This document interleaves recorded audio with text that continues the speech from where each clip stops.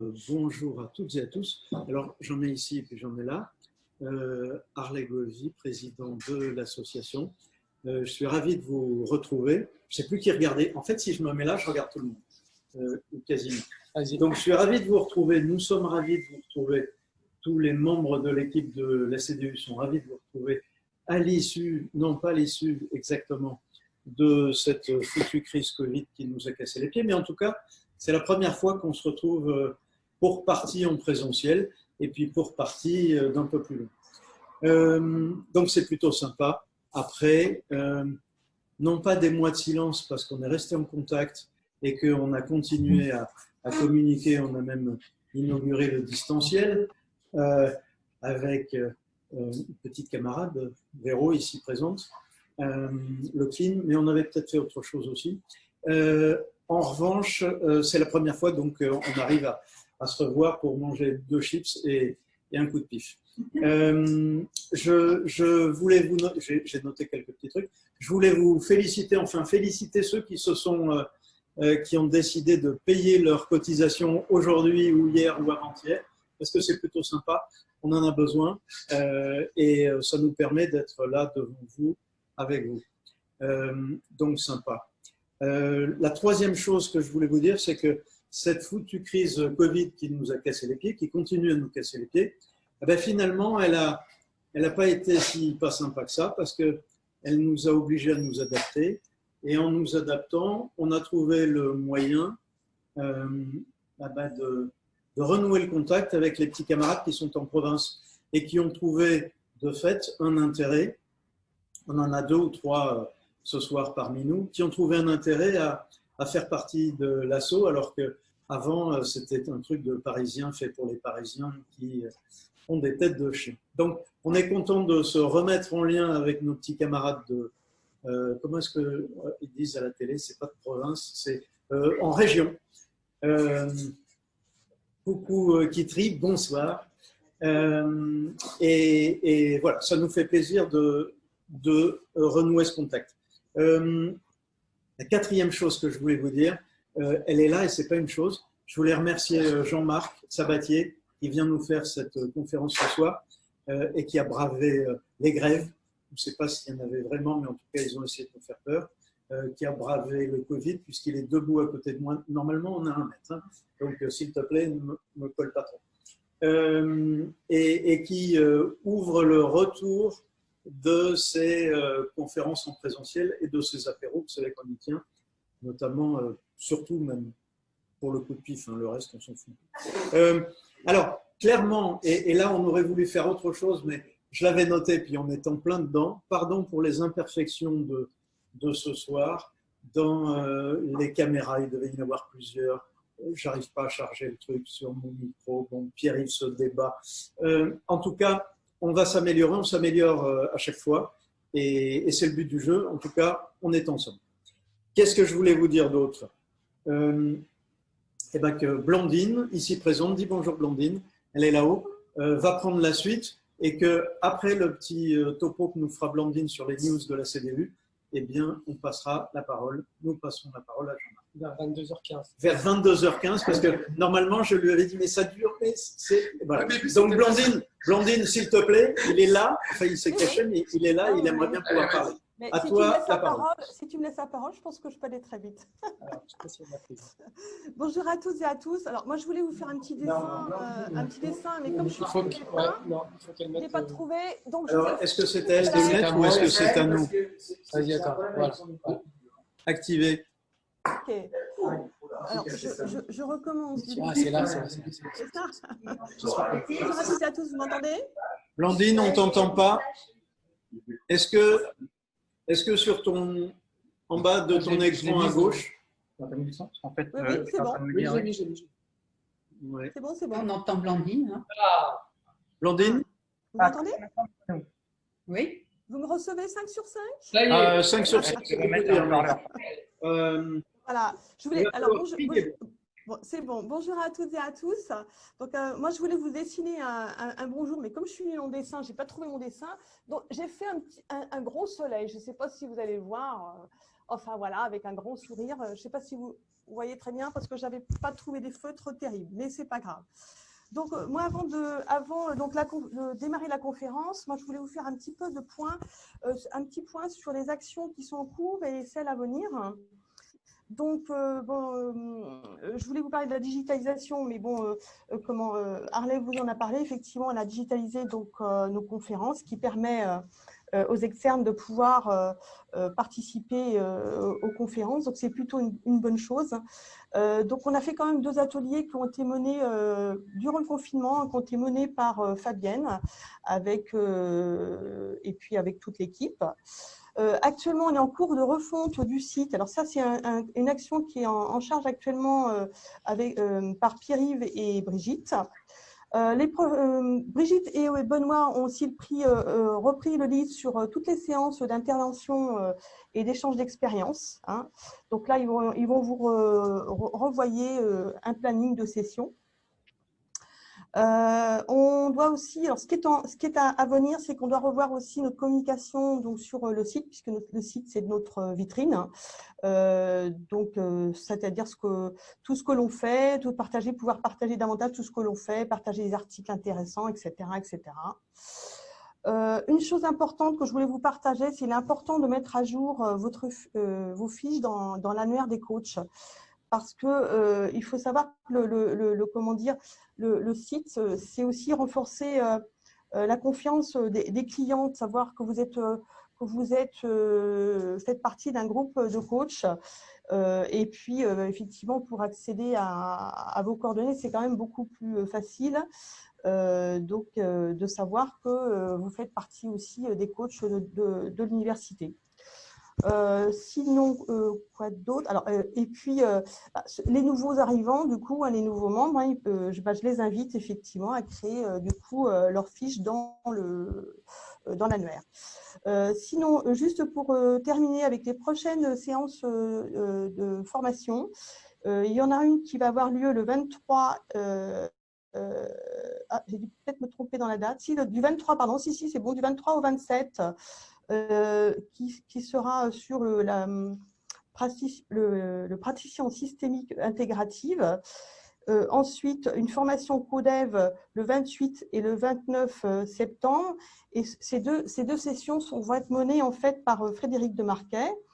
Ensuite, il y a ensuite une formation en passage protégé, c'est prise de parole en public le 5 et le 6 novembre. Qui sera animé par Pierre-Yves Duval. Et puis, pour terminer, il y aura une formation d'accompagnement au changement dans les organisations le 26 et 27 novembre qui sera animée par Juliette Ricou. Et puis, juste une petite chose que je voulais, pour terminer, c'est de faire attention à notre newsletter, parce que maintenant, on fait une newsletter qui annonce quand même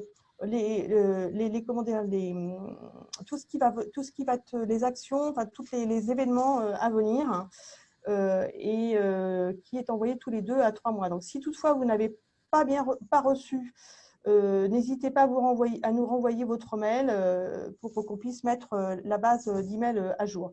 Voilà, maintenant je passe la parole à Jean-Marc Sabatier qui va nous présenter, nous animer la préparation mentale. Merci. Merci.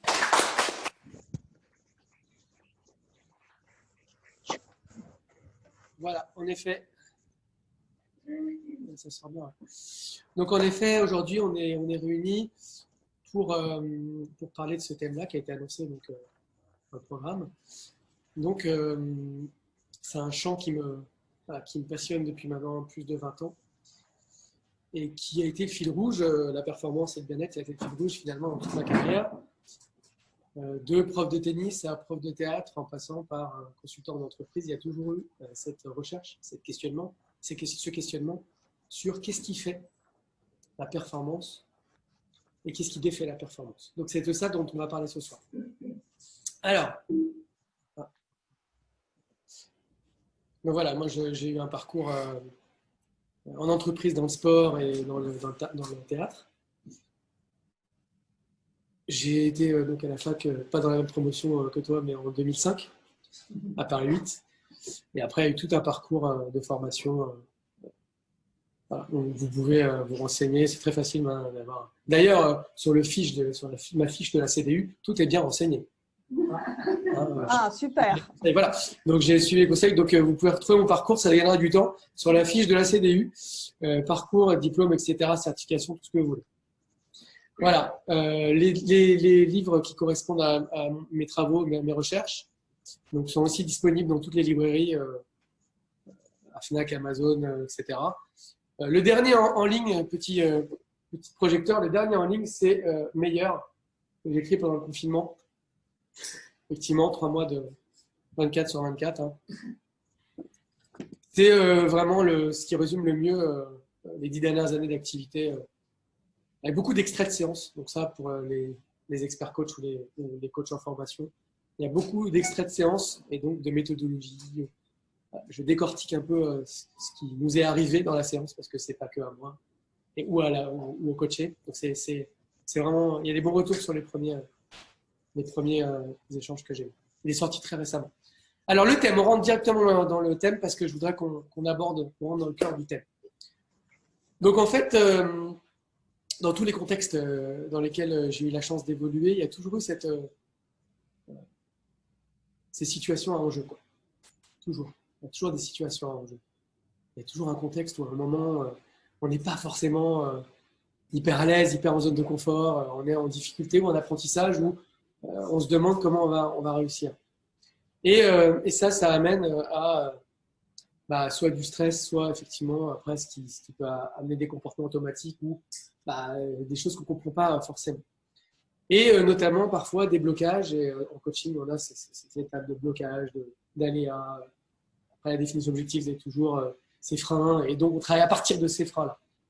Et donc je me suis interrogé parce que quand j'ai eu la chance d'accompagner des sportifs de haut niveau et d'échanger avec eux ou des entraîneurs de haut niveau, il y avait des gars qui arrivaient quand même très facilement j'avais l'impression qu'ils arrivaient très facilement dans des zones, alors je vais définir ce que c'est la zone, mais dans des zones où j'avais l'impression qu'ils étaient dans le succès, quoi. Là, il y a je ne sais pas si vous voyez à l'écran, il y a un petit médaillon avec Henri Lecomte en 91 quand ils ont gagné la Coupe Davis, où lui, sur ce match-là, il joue, ceux qui aiment le tennis, il joue comme sur un nuage. C'est-à-dire qu'il racontera après dans des interviews, moi j'ai eu la chance d'échanger, et il vous dit, ce jour-là, il ne pouvait rien m'arriver en fait. C'est-à-dire que, et je sais pas, vous regarderez, dans mes formations, parfois je passe juste 45 secondes d'extrait du match contre Sampras. Alors évidemment, il y a le contexte, il y a le public, il y a les gens à Lyon, à Gerland qui sont furieux, etc. Mais lui, il fait des choses qu'il ne refera plus jamais d'ailleurs, ou très rarement dans sa carrière, etc. Donc, et ainsi de suite.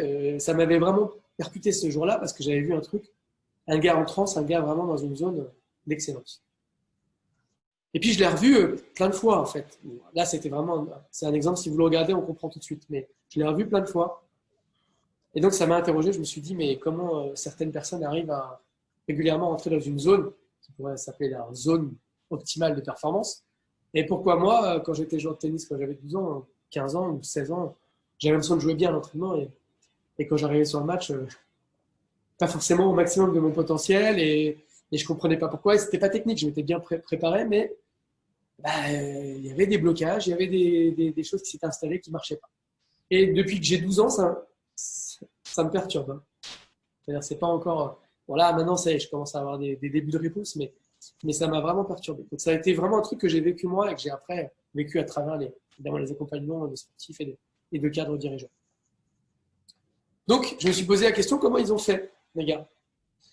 Alors, quand vous interrogez les gens, il y a des sportifs de très haut niveau qui vous disent. Par exemple, il y a un gars, Escudé, qui a gagné la Coupe Davis aussi, en 2001. Et je lui ai demandé, on lui a demandé comment. Parce qu'il a fait aussi le match de sa vie contre Hewitt en finale.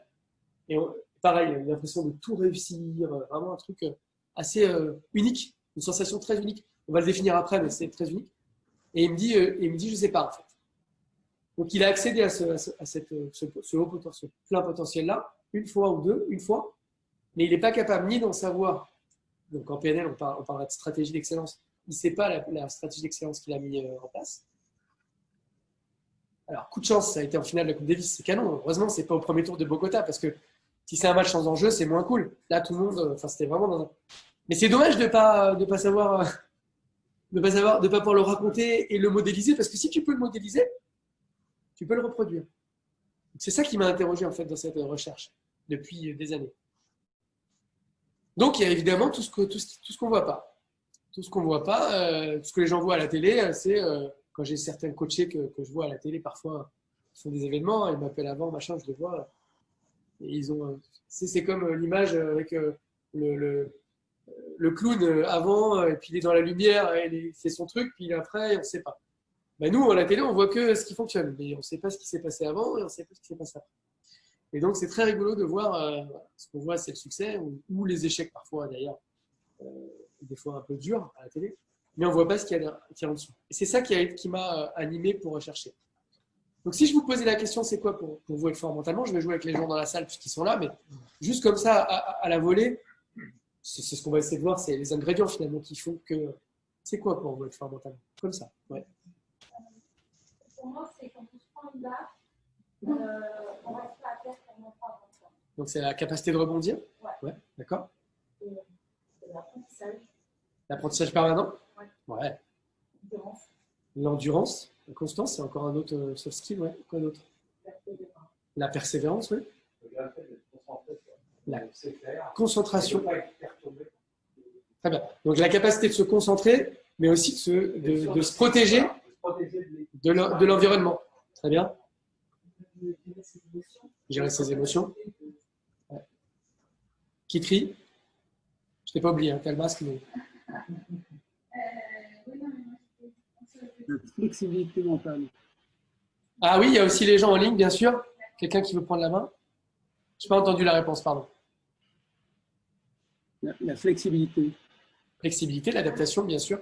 Et tu disais? Oui, c'est vrai. La capacité d'avoir la même prestation en intensité régulière. Ouais, très bien, super. OK. Autre chose? Après, on avance, hein, mais...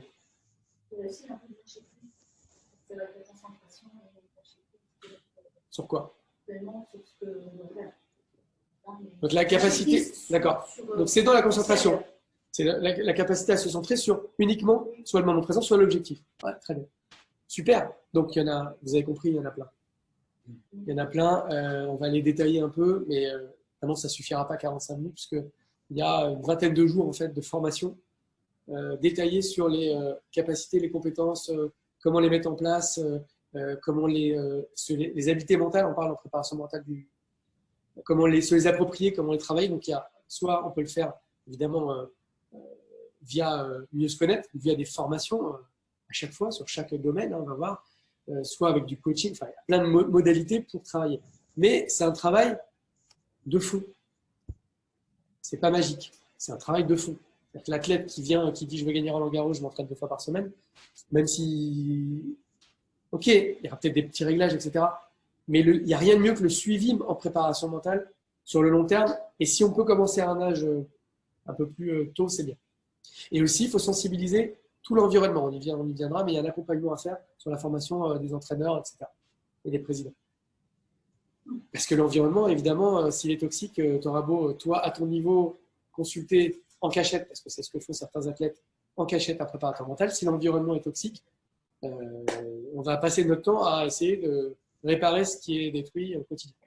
Donc, si tout le monde est sensibilisé sur ce qu'est, comme vous avez dit, une bonne concentration, les rituels de concentration, si on parle que de la concentration, les rituels, parce que c'est des rituels individualisés, parce que chacun, vous savez, en PNL, chacun a ses modes d'entrée en concentration. Donc, si quelqu'un arriverait dans un groupe de footballeurs et dirait on va se concentrer de cette manière-là, c'est comme on est à l'école, c'est passer à côté de tous les modes il y en a, ils sont très sensibles à la musique, il y en a, ils sont très sensibles au contraire. Il faut qu'ils s'isolent. Donc, il faut savoir comment. Ça, j'ai pas le temps de rentrer aujourd'hui dans la concentration, c'est un module de 2 jours. Mais il faudrait savoir, et ça, il faut faire un test, etc., pour se connaître, etc. Savoir et individualiser ces rituels. Mais une fois qu'on a ce rituel, moi, j'ai mis en place des rituels. C'est pas grave, c'est pas grave. Il y a la télévision. J'ai mis en place des rituels avec certaines personnes. Une fois qu'ils savent, c'est ancré pour toujours et ils gagnent un temps précieux pour rentrer très très vite dans leur événement. et faire la prestation dont ils ont besoin. Mais tant qu'ils perdent, j'avais une judoka, je vous donne juste une petite anecdote, je sais que de toute façon je vais courir après le temps aujourd'hui, c'est normal. Je vous donne une anecdote, mais une judoka qui, son entraîneur lui disait, ça c'est juste par rapport à la concentration, il faut que tu t'isoles pendant 7 heures ou 5 heures avant. Donc elle était toute seule dans son vestiaire et elle faisait dès que faisait le match, 5 heures, elle consommait toute son énergie, elle arrivait sur le tatami, c'était une judoka, elle était épuisée. Elle me dit, je comprends pas, je perds, machin. Je dis, oui, mais enfin, on va rentrer dans le rituel, enfin, la concentration et après dans le rituel, il y a une erreur. Et ça, si son entraîneur n'arrête pas de lui dire, isole-toi et fais comme ça. Donc il faut aussi que les entraîneurs soient sensibilisés à toutes ces choses-là. Il ne suffit pas que l'athlète vienne. Bon. Donc la zone, je passe très vite, vous regarderez sur, pas la peine de rentrer aujourd'hui dans le détail, mais je ne suis pas celui qui l'a inventé. Hein. D'accord ? J'ai juste approfondi le truc, je l'ai un peu étayé, mais James Lohr en a parlé, performance avec des ingrédients, muscles relâchés, le temps qui paraît plus lent, on a le temps de faire les choses, etc. Vous verrez le détail. Mais il y a déjà des gens qui ont parlé de la zone. Hein, Cizenne Niali, on a parlé aussi dans le flow. Voilà. Donc, lui, il parle, on ressort de ce qu'il parle, c'est l'absorption totale d'une personne dans une occupation, l'impression d'être immergé. Et donc, ça répond à ce que vous commenciez à dire, cette capacité à être complètement immergé. Donc, lui, il en avait parlé. Moi, ma définition de la zone, c'est beaucoup plus global et systémique que ça. C'est un accès à son plein potentiel sur demande. Ça veut dire quoi? Ça veut dire que là, j'ai une conf à faire avec vous. J'ai tellement travaillé sur tous les aspects individuellement les uns les autres et à plein de moments différents que quand j'ai besoin à ce moment-là d'être concentré pleinement avec vous, de donner le maximum, etc., j'arrive. Alors, j'arrive pas à 100%, moi, pour mon cas à chaque fois. Mais en travaillant le plus possible, tu as accès le plus possible à la meilleure prestation que tu puisses donner. C'est ça le but en fait. C'est ça l'idée, de viser ça.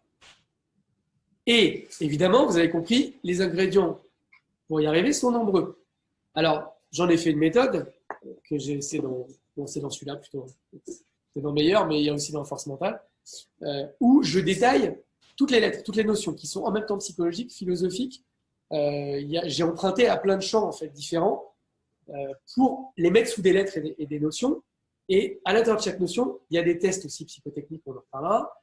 Et après, on peut se mesurer à l'entrée quand on fait une première séance, on peut mesurer. En concentration, vous allez avoir 7 sur 20. Et puis quand vous travaillez, vous repasser le test et vous allez noter à 14 si vous avez bien travaillé. Donc on peut mesurer évidemment les progrès faits par les gens. Donc il y a acceptation, on va voir le détail, acceptation, adaptation, confiance, donc flexibilité, quelqu'un avait dit tout à l'heure.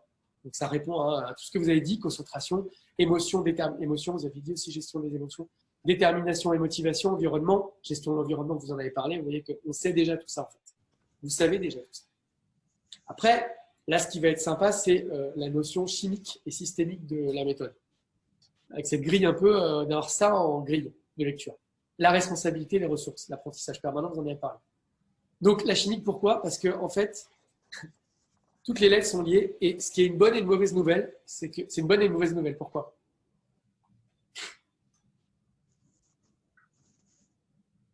Pourquoi c'est une bonne et une mauvaise nouvelle que toutes les notions dont je vous ai parlé soient liées? On ne peut pas isoler une notion en fait. Si y en a une qui est bien développée, il y a des développements qui Yes. en même temps, quand même, qui n'est pas développée, il pose problème, ça arrive de plus. Yes. T'as déjà lu le livre ou quoi? Moi, je suis formée à la pratique. Ah bah voilà, mais là il y a déjà, on sent déjà les. Évidemment que je me suis, moi j'ai été chez Balta pendant 5 ans. Bon, je peux pas ne pas avoir été impacté par cet homme-là. Donc je me suis nourri de ça. Et effectivement, alors là, ça c'est la bonne nouvelle. Enfin, tu as parlé à la fin de la mauvaise nouvelle. C'est clair que la bonne nouvelle, c'est que quand tu commences à travailler sur la confiance en soi, la confiance même en la vie, enfin, toutes ces notions de confiance, on va regarder, ça rejaillit sur toutes les autres notions. Ça débloque des croyances sur toi et sur la vie, sur les autres. Donc ça travaille sur l'environnement, on va parler. Et tout est comme ça. La mauvaise nouvelle, c'est que quand par exemple, tu as un deuil, on le sait dans les traumas, etc., ou par exemple un sportif qui perd devant tout le monde, qui est un peu humilié, etc., la mauvaise nouvelle, c'est que ça peut créer un blocage émotionnel. S'il n'est pas requalifié, enfin traité, et ben ça va créer des croyances, etc., etc. Ça va impacter la confiance et l'estime. Et après, derrière, qu'est-ce qui se passe? On ne peut plus rien faire. Donc, il faut travailler de manière un peu tout et en même temps la porte d'entrée de ce qui arrive. Donc, c'est une bonne et une mauvaise nouvelle. Donc, je vous ai parlé des diagnostics. Ça, on met des diagnostics en place avec une grille que j'ai faite. Les prérequis, bien sûr, il faut du travail. La préparation mentale n'est là que pour optimiser ce qui existe déjà. Donc, il faut, en sport, par exemple, ça va optimiser la technique, la tactique, la stratégie, le physique. Quelqu'un qui ne s'entraîne pas physiquement et qui vient voir, est-ce que déjà, prérequis, et dans l'entreprise, c'est pareil. Dans l'entreprise, quelqu'un qui voudrait optimiser ses qualités mentales, de concentration, de gestion de l'environnement, etc., s'il n'a pas un prérequis de certification, de diplôme, etc., ça ne marche pas. Ça ne vient pas remplacer un pilier, ça vient huiler et sublimer tous les autres piliers. Okay, c'est important parce qu'il y a des gens, on n'est pas des gourous, on n'est pas des magiciens, on huile la machine. Voilà. Si le gars il va pas bien, on huile, on arrête. Et par contre, c'est à très haut niveau. La prépa mentale, maintenant les travaux de recherche la littérature est fourmille là-dessus. On sait que la différence peut peser 20-25% dans la performance. Ça peut être énorme à l'arrivée, c'est ça que je voulais dire. Mais c'est pas magique. Mais ça peut être énorme à l'arrivée. En ce moment, ça se développe sur le e-sport, sur le poker, le e-sport, le e-game, etc. Puisque les équipes professionnelles ont beaucoup plus de budget aujourd'hui. Il y a des équipes professionnelles en e-game, en e-sport. Donc, il y a des budgets de millions, etc. Donc, ils construisent des staffs de performance comme en entreprise. Et donc, on intervient aussi dans ces staffs-là pour les aider à mieux dormir. Après, c'est mieux dormir, optimiser l'énergie, mieux se concentrer, etc. Tous ces trucs-là. Est-ce que c'est facile? Non. Pourquoi? Parce que mieux se connaître, c'est toute une vie. Donc, moi, chaque 10 ans, j'apprends de nouveaux trucs, c'est cool. Ça ne s'arrêtera jamais, j'espère. Et c'est top. Donc, c'est un champ qui est infini. On sait, hein, vous êtes tous dans la salle, dans des études longues. Vous savez que même à bout de 10 ans, on a parlé déjà, à bout de 10 ans, ça s'arrête. Ça continue. Donc, toutes ces lettres-là, acceptez. S'il y a des questions, vous y allez. Hein. Soyez à l'aise. Hein. Je déroule vite parce que voilà, on m'a donné un timing, mais c'est pas un cours magistral non plus. Hein. C'est une braise. Donc voilà, première notion, ça va être, j'ai fait un acronyme pour accéder à la zone, mais en fait, ça pourrait être dans le désordre. Si quelqu'un arrive en me disant, en verbalisant, c'est la confiance. On attaque par ça, on décortique et on remonte le fil. Mais disons que voilà, on va commencer par la gestion de l'enjeu parce que c'est vrai que c'est quelque chose qui est quand même une porte d'entrée, même quand on a un nouveau boulot. Enfin, ça peut être des contextes qui reviennent dans la vie même. Donc l'enjeu, certains sportifs disent on la boit la pression. Ça dépend la représentation qu'on a et le vécu qu'on a des situations à enjeu.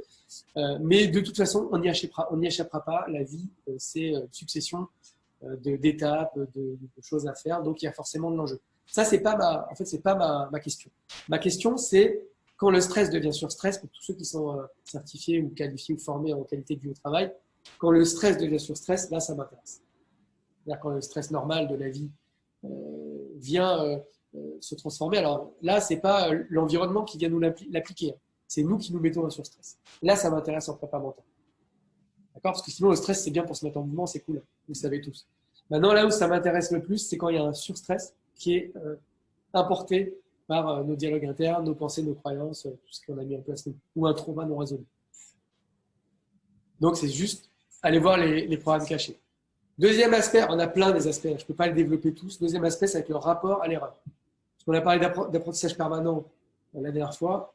Quelque chose que je travaille beaucoup, c'est le rapport à l'erreur, que ce soit en entreprise d'ailleurs, en management ou à titre individuel. Il y a vraiment quelque chose d'intéressant qui est en France culturel aussi à décortiquer, c'est le rapport à l'erreur. Je suis très attentif en filtre, en grille, je ne veux pas de ma grille d'observation, je suis très attentif à comment les gens font quand ils se plantent. Et comment l'environnement réagit quand quelqu'un se plante dans l'environnement. Ça, c'est un truc qui est très important pour moi parce que s'il y a déjà des réactions un peu dures sur l'échec, que ce soit alors de l'environnement à soi, les parents aussi, les injonctions, etc., mais de soi à soi, ça devient un problème. Et souvent, on a introjecté des choses qui ne nous appartiennent pas et on a rigidifié notre rapport à l'erreur. Et là, ça ne va pas. Ça ne marche pas. Et ça, 80% des gens, 60% des gens que j'accompagne, il y a cette dominante-là, de rigidification de rapport à l'erreur. Donc, ils s'auto-sabordent, ils s'auto-mutilent. Toutes les problématiques d'auto-sabordage, après, sont liées aussi à ça. J'ai peur de rater, j'ai peur d'être jugé. Hop. Donc, assouplir son rapport à l'erreur, ça peut être un travail qu'on fait aussi en coaching. Ça peut être aussi un travail qu'on fait en formation. Travailler sur le rapport à l'erreur. C'est super passionnant à faire. Je vous encourage à chercher comment on fait pour assouplir son rapport à l'erreur. Parce que culturellement, c'est pas là. Ni en entreprise, ni en France. La faute, on parle de faute, c'est presque religieux. Ouais. Tu en parles dans tes bouquins? Oui, dans celui-là, il y a 30 pages, il y a 100 pages sur l'échec. 100 pages sur l'échec là-dessus. C'est énorme, énorme. J'arrive dans une boîte, premier jour, j'observe, la secrétaire répond pas au téléphone, ça a sonné 3 fois et tout de suite elle s'énerve, elle s'agace elle-même, hein, toute seule. Alors, est-ce qu'elle a été engueulée avant par son N+1? Est-ce que c'est une règle? Est-ce qu'elle n'est pas dans les clous? Est-ce que ça, je sais pas, mais en tout cas déjà, elle est déjà en train de monter en pression toute seule. Donc elle va répondre au gars déjà énervé. Donc la relation client, je te laisse imaginer ce que ça va être. Mais après, ça va succéder, ça va évidemment s'impacter toute la journée avec les équipes. Rapport à l'erreur, je peux t'en donner, mais si tu veux un autre, on arrive, la technique ne marche pas, on pourrait s'énerver sans vouloir, je pourrais commencer à monter sur mes grands chevaux, mais comment, je fais 2 heures de route, vous m'avez machin, qu'est-ce qui se passe, y a pas, rien n'est prêt. C'est prêt en fait, tout est prêt en fait, tout va bien en fait. C'est juste fou. Ça va, il y a 5 minutes, ça va, tout va bien, il y a 5 minutes de délai, voilà, c'est super, ici on est sur un super plateau, dans une super salle, il y a une super lumière, je veux dire, c'est aussi une manière de voir les choses. C'est lié aussi, on va voir, dans la confiance à la positive attitude, quoi, en gros, la psychologie positive, ceux qui ont été formés aussi, il y a cet aspect-là, quoi. C'est comment je prends les choses, mais en temps réel, hein. Ok, ça va, quoi. Oui, ok, il faut être à l'heure. C'est vrai que moi, j'aime bien être à l'heure parce que je trouve que c'est cool. Parce que j'ai fait aussi de la visio en tant que participant et on attend, c'est pas cool. Mais après, voilà, ça va. Mais il y en a 1000. Et toute la journée, tu regarderas, si tu as ce filtre-là, toute la journée, tu verras des gens, soit à soi, soit de soi aux autres, qui sont sans arrêt en train d'accuser, juger les gens sur les erreurs qu'ils font ou sur les erreurs qu'ils pourraient faire, ce qui est encore pire. C'est-à-dire qu'ils ne sont pas encore en train de faire, mais le manager, il arrive et il dit, bon alors, dis donc, mais j'ai pas fait. Oui, mais t'allais le faire. Oui, mais j'ai pas, le client n'est pas là. Oui, mais il faut que ce soit prêt. L'autre, elle est déjà en surstress parce que ça, c'est hyper important. Ah, vraiment, il ne faut pas me lancer sur ce sujet-là parce que là, pour le coup, je vous dis, c'est un truc que j'adore étudier en fait. Ok, donc l'ouverture, j'ai mis Roger parce que c'est quand on écoute ce qu'il dit Federer, c'est l'ouverture, la curiosité. Ça, c'est vraiment un soft skill qu'il faut avoir. Il faut avoir l'ouverture, la curiosité. Ça facilite aussi la suite. Là, j'ai mis Jordan parce que c'est un des plus grands athlètes de tous les temps. Vous connaissez cette fameuse citation où il dit « j'ai raté 10 000 tirs, etc. » C'est juste inspirant, quoi. Juste inspirant. Tous les plus grands champions, même Sarko, là, l'autre fois, qui a quand même été, on l'aime, on l'aime pas, mais il a été président de la République. La plus haute fonction de l'État, quand il passe la semaine dernière, il dit j'ai fait que les erreurs. Et c'est aussi pour ça que j'ai réussi certains trucs. Donc moi, ça m'inspire beaucoup. Je me dis comment est-ce qu'on peut extrapoler de l'erreur, des choses, du sens, de l'apprentissage, tout ça. Et ça, on ne le fait pas assez. Je suis désolé de vous dire, je le constate tous les jours. Tous les jours. Aujourd'hui encore, on ne le fait pas assez. Si chacun le pratique, je peux vous dire que ça va changer, ça va révolutionner le management, la performance collective, individuelle, etc. C'est une révolution à mener. J'ai bon espoir qu'avant que je prenne ma retraite, 10 ans, 15 ans, on y arrive. Ouais. Du coup, ça en même temps aussi la définition de la pratique. Bien sûr, la dramatisation de l'événement, bien sûr. Il faut de la légèreté, ça ramène à la légèreté. Alors, être léger ne veut pas dire je m'en fous, tu vois. Mais c'est juste tranquille, restez calme. En fait. Il va y avoir un truc, on traite le truc. Parce que les trucs, il y en a toute la journée, des aléas.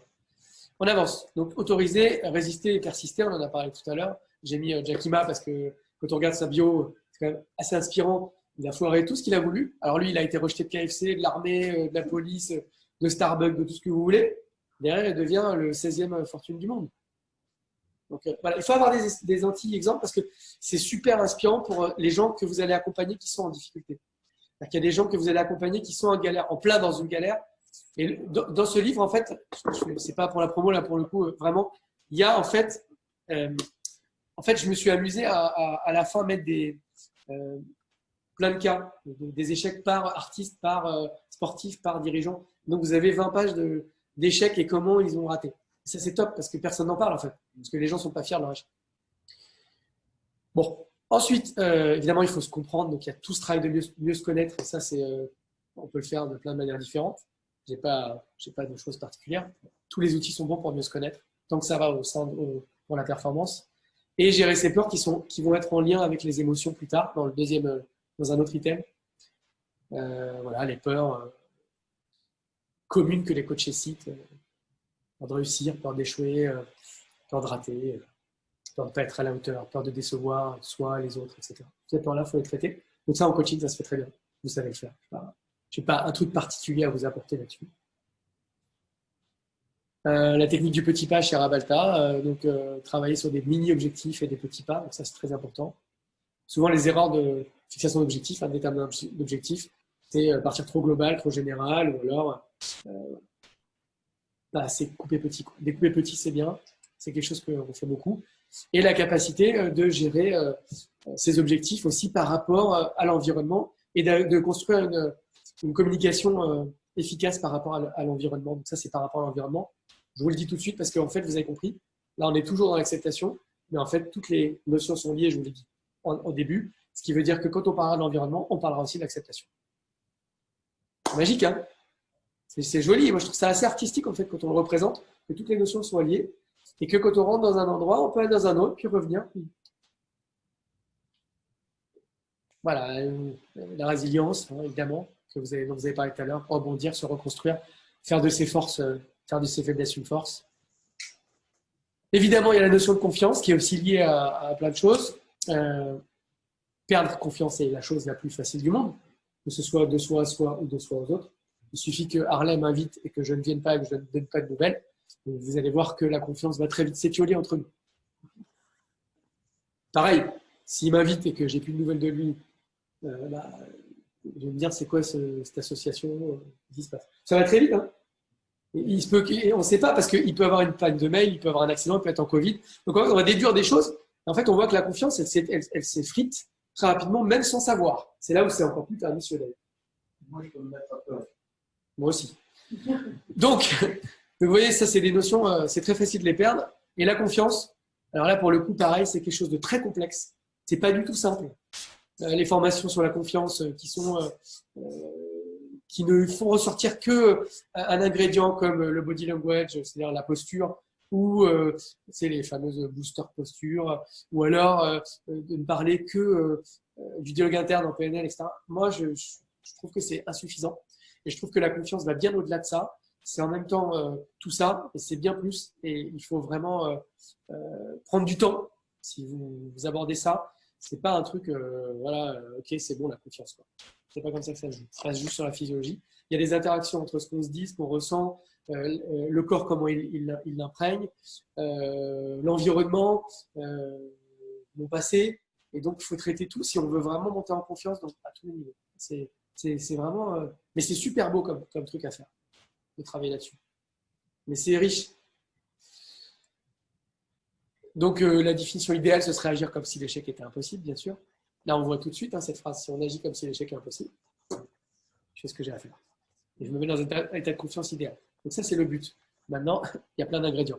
L'estime de soi qu'on peut travailler sur 5 jours, 6 jours, 10 jours. L'apprentissage permanent qu'on peut révéler, entraîner.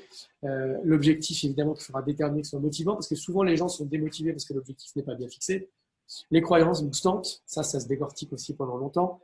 Et le dialogue interne et le body language qui doit être aligné. Dialogue interne, vous comprenez tout ce que ça veut dire. Dialogue interne, c'est la multitude de voix qu'on a à l'intérieur et qu'on utilise à bon escient ou alors à mauvais escient. Okay. Donc, si je me dis avant de rentrer, je suis nul, j'y arriverai pas, les gens me détestent, ça ne me met pas dans les meilleures conditions pour faire la prestation. Si par contre, je recrute mon coach intérieur, après ça devient naturel, mais au début, ça peut être artificiel pour les coachers. Hein. Vous pouvez leur dire, moi artificiellement, je leur dis de s'outiller avec un dialogue interne externe qui va être au début, comme Nadal fait, aller, etc. C'est artificiel hein, quand on n'a pas confiance. Hein. Mais à force de l'entraîner, en fait, il devient intérieur. Ça devient un outil. Donc, il faut travailler à tous les niveaux pour la confiance. C'est vraiment quelque chose d'important. Il y a des erreurs communes sur la confiance qui est vous ne venez pas ce que vous faites, vous connaissez ça. Hein. D'accord ? Il faut départir ça. L'estime de soi. C'est une philosophie également. Donc, il faut travailler au niveau des croyances.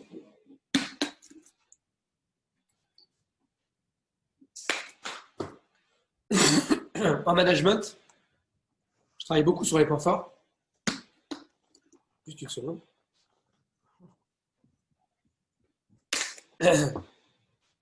En management, je travaille beaucoup sur les points forts parce que culturellement, on n'arrive pas à ressortir ce qui a bien marché. On a du mal. Même quand vous demandez à quelqu'un c'est quoi vos points forts, un manager à très haut niveau. Alors, sur quoi vous pouvez vous appuyer? Souvent, les gens sont là. Je ne sais pas. On n'est pas habitué. C'est souvent pris pour de la prétention ou pour. Non. Vous êtes bon en prise de parole, vous êtes bon en prise de parole. Je suis à l'aise, ça me va.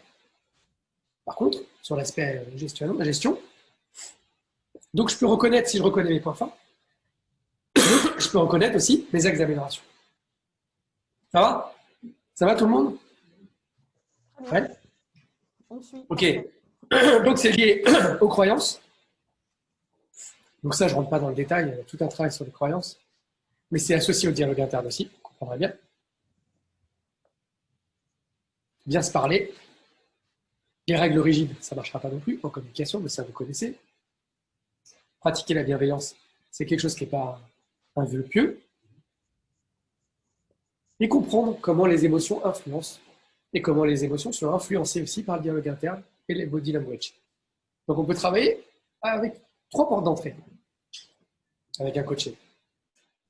Sur la posture, mais aussi sur les dialogues internes, les croyances, les pensées, et aussi à partir des émotions.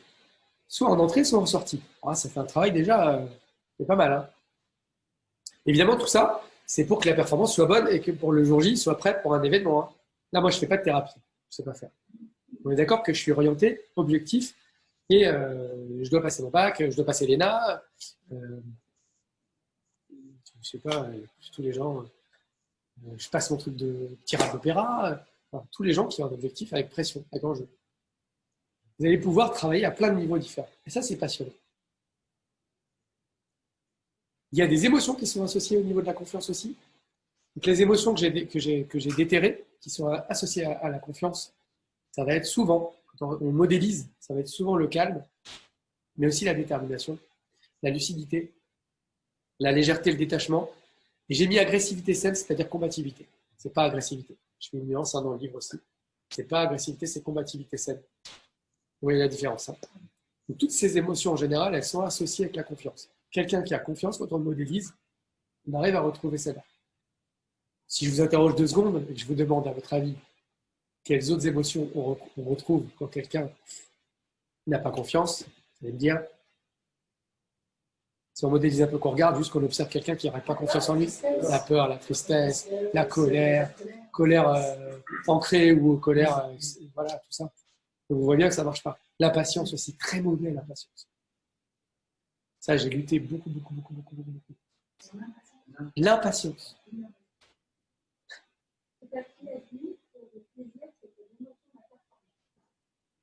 C'est bien résumé. C'est bien résumé. Le plaisir à l'émotion de la performance, oui. Oui, alors c'est vrai que, alors il y a beaucoup de textes en ce moment qui sortent sur effectivement la notion de part. Attention parce que, attention. Évidemment que c'est une conséquence en fait. Arriver à trouver du plaisir dans la pratique, quelle qu'elle soit, c'est clair que ça me semble être au cœur de la bonne pratique. Maintenant, quelqu'un qui va venir vous voir de l'environnement, parce qu'il y a souvent des entraîneurs qui disent, c'est dur parce que j'ai envie de venir vers vous, mais il y a toujours l'écran. J'ai super envie de venir vers le groupe à chaque fois. Donc, c'est le corps qui. Non, il y a un public devant, j'ai envie de vous respecter aussi, donc c'est difficile. Je disais, sur le plaisir, il y a des gens qui le parachutent en disant fais-toi plaisir. Toi, ma belle-fille passe le bac, fais-toi plaisir. Passe le permis, fais-toi plaisir. Enfin, tu vois, les gens ils sont là, mais fais-toi plaisir, tranquille, c'est bon. Tu vois. Et ça, c'est un effet inverse en fait. Tu peux pas. quand il y a quelqu'un qui est en situation de pas mettre du plaisir là-dessus. Donc il faut que intérieurement, il arrive à trouver du plaisir dans tout ce qu'il a réussi à mettre en place pour réaliser sa prestation, qui n'est pas lié, et je le répète, mais alors ça par contre, c'est très très fort ça, qui n'est pas lié à la victoire ou à la défaite. C'est très important ce que je viens de dire là, ça embrasse deux notions dans la méthode accéder.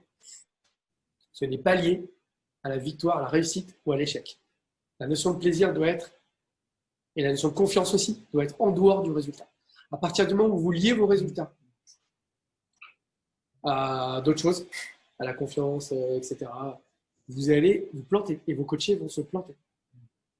Ça, je l'ai vu sur 20 ans, je l'ai vu, mais je sais pas, à chaque fois pratiquement. J'ai fait ça, je suis nul. Ça veut dire ça de moi.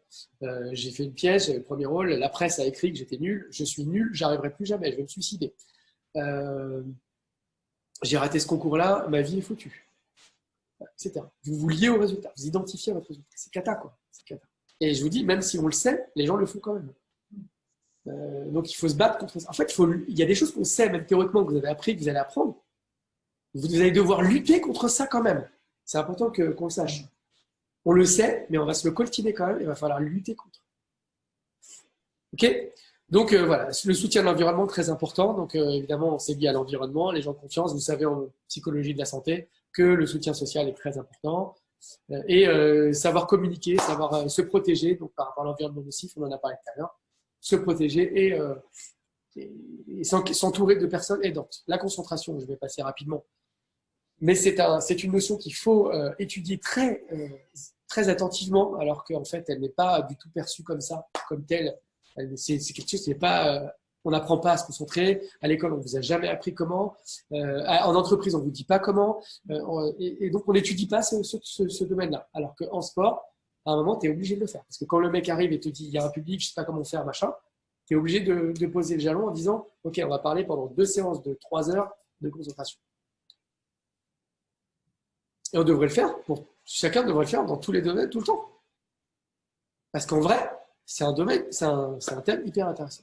Donc, j'ai fait des recherches là-dessus, pareil, vous regarderez si vous procurez le bouquin, ou vous regarderez, en tout cas, regardez sur Internet, sinon il y a plein de recherches sur la qualité, la quantité, la constance, comment il faut faire, les pauses, il y a plein de choses à faire, il y a plein de choses à mettre en place. Après, il faut se l'approprier à soi. Chacun est différent. Il y a des gens, ils vont vouloir s'isoler, il ne faut pas. Il y en a, ils sont en open space, ça leur convient. Donc, il faut vraiment se faire un plan perso. Et après, non, mais c'est super important. Il faut le dire aux gens. Là, je mets un casque, c'est pas contre vous, c'est parce que c'est comme ça que je suis le plus productif. Ou alors, il me faut un bureau, je m'isole, c'est pas un truc, c'est parce que faut le dire. Sinon, vous allez souffrir d'une force et vous n'allez pas pouvoir travailler. Bon, plein de choses à travailler dans la concentration. La fatigue, évidemment, fait baisser tout ça. La consommation du temps également. Aujourd'hui, on est arrivé à dire qu'on est dispersé. On arrive à dire qu'on dépense notre temps à 70% de manière mauvaise. Donc, on n'est pas bon au niveau de la concentration, ni dans les entreprises, ni en sport. Donc, stop, quoi. À un moment, stop. Ouais, je commence un peu des fois à… Ah, pardon. Non, mais bon, des fois, en fait, je constate des choses depuis tellement longtemps. Il y a un moment où je me dis, non, mais enfin, là, c'est pas possible, quoi. Mais bon, il y a encore des lacunes. La reconcentration, la déconcentration, identifier ses perturbateurs. Il y a tout un travail à faire sur quels sont vos perturbateurs internes, externes, comment les gérer, les rituels. Je ne peux pas rentrer là aujourd'hui dedans, mais il y a plein de choses à faire dans les rituels. S'appuyer sur ses points forts également est important, non seulement dans la confiance, mais aussi dans la concentration. Si je sais quand je vais jouer contre telle personne que je vais m'appuyer sur mes points forts, je peux me concentrer là-dessus. Si je pars en observant ce qui me manque, je n'arriverai pas à faire une prestation. Je ne peux pas détailler. Évidemment qu'on peut le faire en hypnose aussi, on peut le faire en auto-hypnose, ça marche très bien. En hypnose, on arrive à arriver dans des états de transe qu'on peut reproduire en auto-hypnose, qui sont des états proches de la transe, qui est décrite par James Lore, qui sont des choses qu'on peut reproduire après et s'auto-motiver, s'auto-conditionner à arriver sur un match en pleine possession de ses moyens, c'est indispensable. On ne peut pas arriver sans s'être préparé. Ça me paraît, enfin on peut, mais je ne sais pas comment ils font les autres. L'environnement, je vais très vite, l'environnement dans la performance, évidemment qu'il faut apprendre à gérer son environnement hérité, c'est-à-dire être à l'aise avec les gens qu'on n'a pas choisis. Et ça, des fois, on se traite des choses, des chaînes pendant très longtemps. Donc, il y a tout un travail en transgénérationnel à faire. Donc, vous pouvez vous référer à des très belles thérapies pour ça. Par contre, moi, je ne suis pas spécialiste. Mais s'il y a un travail à faire, j'envoie vers des gens qui savent très bien le faire. La généalogie aussi, c'est très important. J'en ai fait un petit peu. Ça, c'était super intéressant. Comprendre d'où on vient, comment ça, les liens transgénérationnels, la généalogie, les chaînes, ce qu'on reproduit, etc. La psychanalyse aussi peut vous aider à un moment pour ça. Donc ça, c'est super intéressant. Et puis après, il y a tout ce qui est à développer, les capacités de communication efficace pour vous positionner par rapport à votre environnement. Évidemment, il faut du courage pour parfois sortir d'une lignée. Et après, il faut apprendre à se protéger. Car chacun est différent. Donc ne vous comparez pas. Avoir des mentors est très important, vous le savez, en PNL, on en parle beaucoup. Donc, ça ne veut pas dire copier, ça veut dire s'inspirer. Donc ça, c'est très très important. Et la capacité, ce que vous disiez tout à l'heure, lâcher prise, il y a toute la notion de ce que je contrôle, ce que je ne contrôle pas. Donc ça se travaille aussi. C'est tout dans l'acceptation, dans la partie acceptation. Oui, ça fait un programme assez riche. Hein. Et ensuite, il y a la capacité de choisir l'environnement souhaité. Deux parties dans l'environnement. C'est, par exemple, quand je coach des leaders, des chefs d'entreprise, ce que j'observe en grille et ce que j'encourage si j'ai la chance qu'ils m'emploient, c'est m'assurer qu'ils s'entourent bien. Qu'ils aient un très très bon entourage. Parce que derrière, c'est ça en fait qui compte. Sur les grands chefs d'entreprise. Hein. Évidemment, penser à soi. Donc, il y aura toujours la gestion de l'énergie. Ça, c'est rapporté à tout ce qui est gestion de l'énergie. Donc, pareil, on peut travailler beaucoup sur la gestion de l'énergie. Vous pouvez faire des bilans aux gens médicaux, de sommeil, d'alimentation, etc. Travailler avec des diététiciens. Vous privez pas des meilleures ressources possibles, quoi. Parfois, le coaching ne suffit pas, l'intellectuel ne suffit pas, ça va sur le corporel. Si vous voyez que ça ne suffit pas ce que vous faites avec la personne, déléguez. Peut-être lui faire 2 mois de diététique, c'est hyper intéressant. Puisque c'est systémique, puisque le corps est lié à l'esprit. Si vous travaillez sur les deux dominantes, vous allez avoir des répercussions aussi sur le mental. La détermination, la motivation, on en a déjà un petit peu parlé, donc je passe. Il faut que ça ait un sens. Il faut travailler sur les deux, l'intrinsèque et l'extrinsèque, même si l'extrinsèque pour les sportifs est très important, c'est-à-dire ce qu'on dit d'eux, ça les motive. C'est pareil pour un chef d'entreprise, il est parfois motivé par la concurrence. Ça, c'est très important, mais il faut aussi que ce soit très alimenté par l'interne. Comment se démotiver? Là, normalement, je fais un jeu sur 2 heures et je note toutes les meilleures pratiques pour se démotiver. Il y en a plein. Je vous laisse imaginer.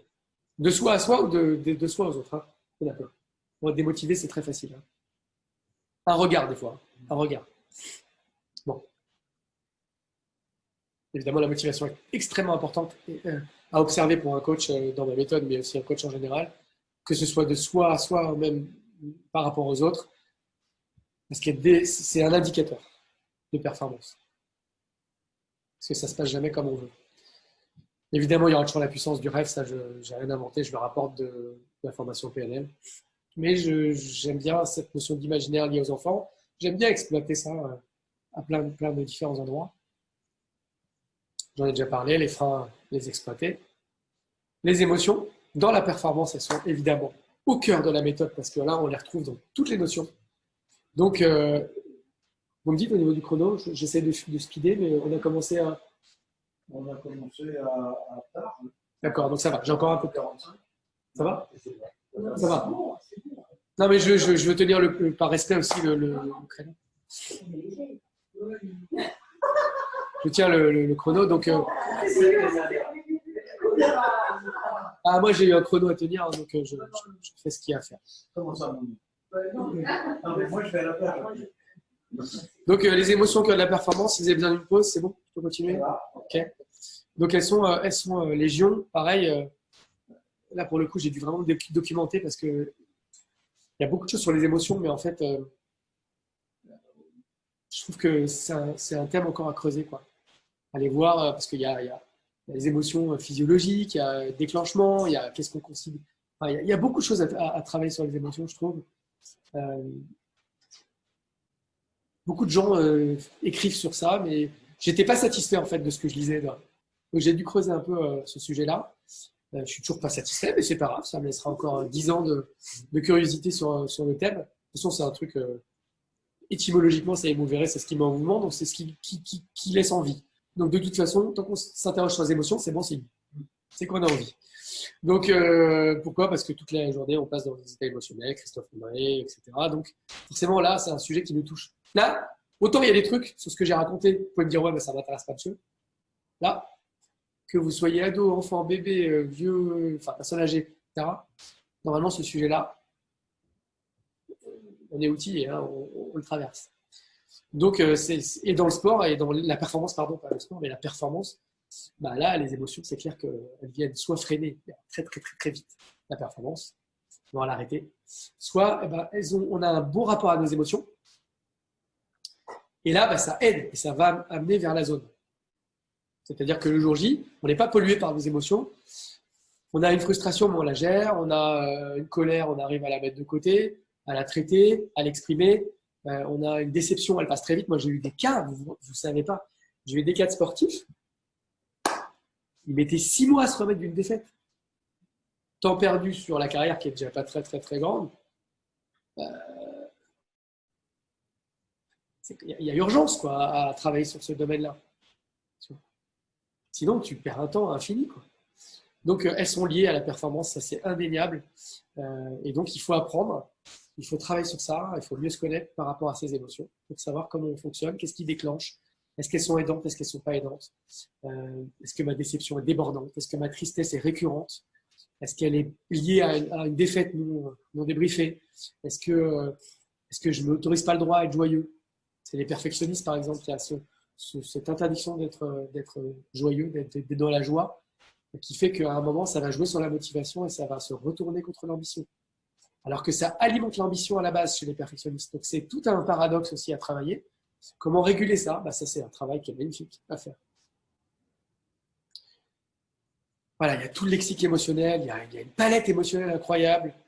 Il faut qu'elle soit au service de l'action. Donc, je ne rentre pas dans le détail aujourd'hui, mais elles doivent être au service. La peur doit être pour bien se préparer et non pour inhiber. La colère pour alimenter la motivation et pas pour être en colère contre le monde entier et contre soi. La colère, c'est une gâchette extrêmement intéressante. Hein. Juste, on en parle. Le problème, c'est que, enfin, je ne sais pas comment vous l'avez perçu vous, mais je trouve que, en tout cas dans notre éducation parfois et culturellement, les émotions sont encore tabous. Ce qui fait que on n'arrive pas à aller au bout, quoi. Alors qu'elles sont hyper intéressantes en fait. Donc la colère, ça peut être hyper intéressant.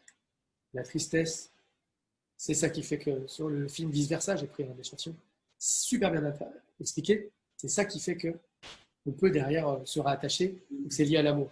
Donc si vous voulez aimer ce que vous faites, il faut avoir été triste. Il faut avoir la capacité d'avoir une bonne relation. Celui qui s'interdit d'être triste, c'est pas son deuil, il ne peut pas progresser derrière.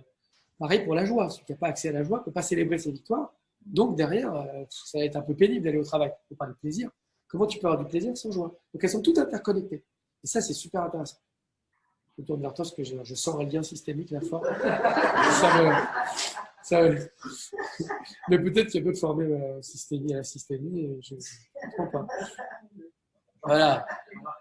Parler de colère, c'est potentiellement un problème ou ça peut être une source. Non, c'est ce que j'ai exprimé en fait.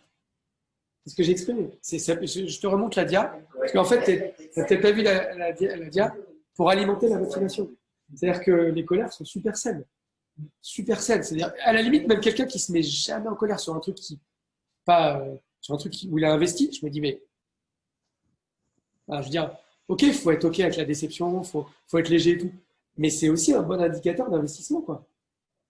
Et d'application. Donc, c'est top. C'est top. Il ne faut juste pas que ça traîne. Il ne faut juste pas traîner une colère comme un boulet pendant 6 ans, 10 ans, 15 ans, 20 ans. Il y a des gens, tu leur parles, ils ont 70 ans, tu leur parles, ils te disent « Oui, mon cousin, si je le vois, je lui casse la gueule !» Il s'est empoisonné pendant 52 ans. Hein? Il doit travailler encore. Ouais, 52 ans de poison. Écoute, à un moment, stop, quoi. Pour toi. moi, j'ai de la chance parce que ça me rend malade, en fait. Donc, j'ai de la chance dans ma physiologie que les émotions, j'ai peut-être une hypersensibilité, mais les émotions, je les ai très fort et très vite dans le profil. Donc, c'est pas une chance parce que c'était un problème, mais maintenant, c'est une chance parce que finalement, je peux pas les garder. Je peux pas les garder. Si je les garde, elles me rendent malade, vraiment. Alors, je suis pas un exemple là-dessus, hein, vaut mieux être moins sensible. Hein. Et la déception comme preuve d'engagement, ce que j'ai dit. Mais le doute, il doit être au bon endroit. Alors, si on n'en a pas, si on n'est pas câblé de doute, c'est un peu dangereux, ça va être fonzo, je fonce dans le mur. Si on en a trop, on est empêché dans l'action. Donc, ça va être une régulation du doute. Ça, c'est un truc que je travaille énormément en coaching. Avec les élèves de prépa, c'est quelque chose que je travaille beaucoup, la régulation du doute, parce qu'eux, ils n'ont pas de validation, ils ont 3 ans de prépa, et ils n'ont pas de validation de leur niveau, à part les concours blancs, mais ça ne veut rien dire, ils se font défoncer, ils ont 4 sur 20, donc ils sont alors là, déçus, cassés, humiliés, pas de confiance. Donc là, moi, je suis obligé de restaurer ça, et je suis obligé de mettre le doute au bon endroit, et ça, réguler ça, c'est hyper dur, parce qu'ils sont en plein doute tout le temps. Ouais, un douteur au bon endroit, en fait, je dirais.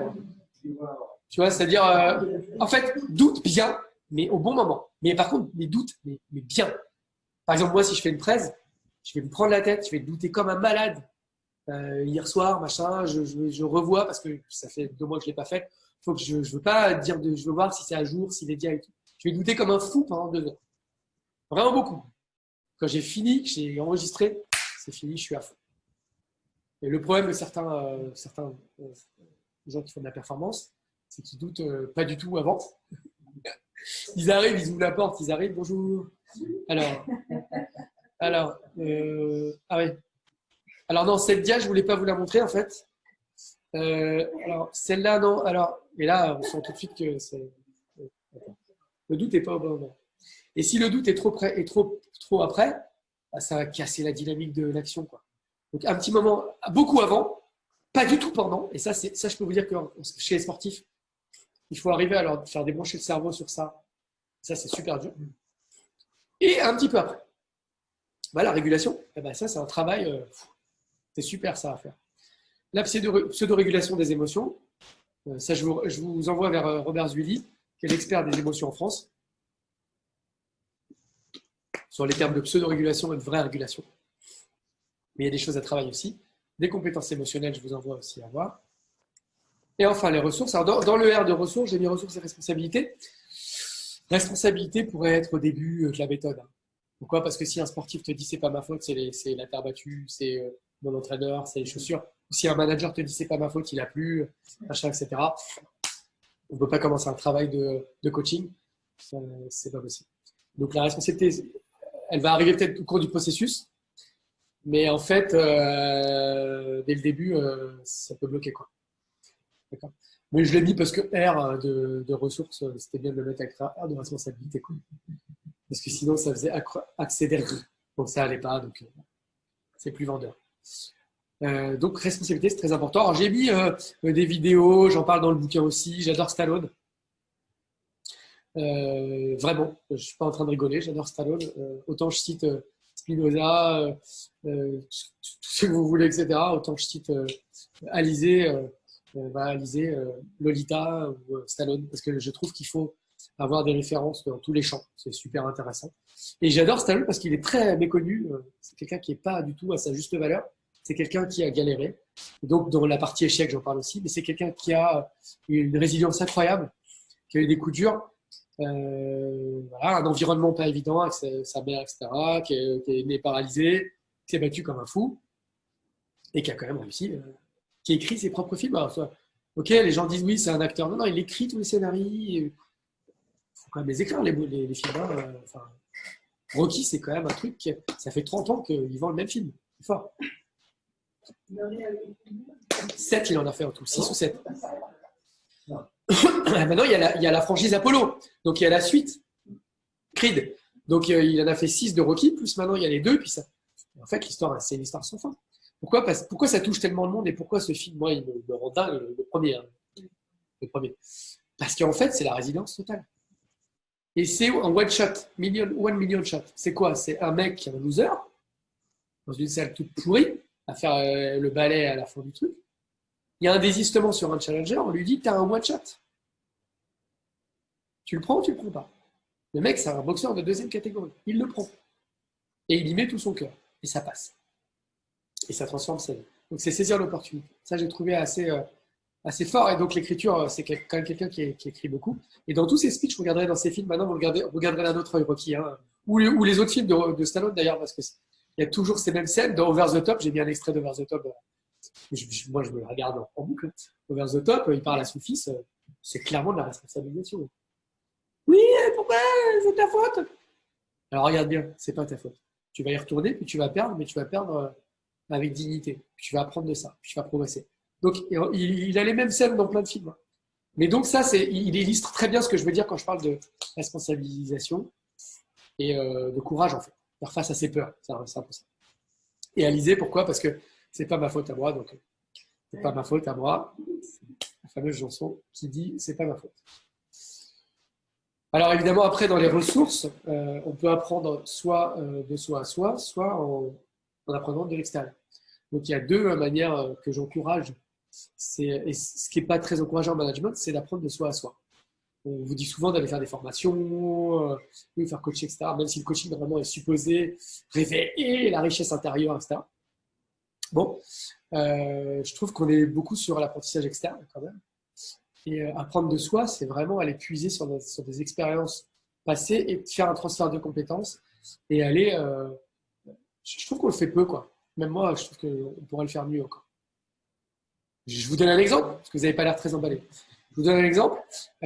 Quelqu'un qui dit oui, on voudrait. Alors oui, vous voulez être chargé de projet, vous voulez être chargé de projet, mais vous n'avez jamais fait de management, en fait. Et regarde un CV de quelqu'un d'autre.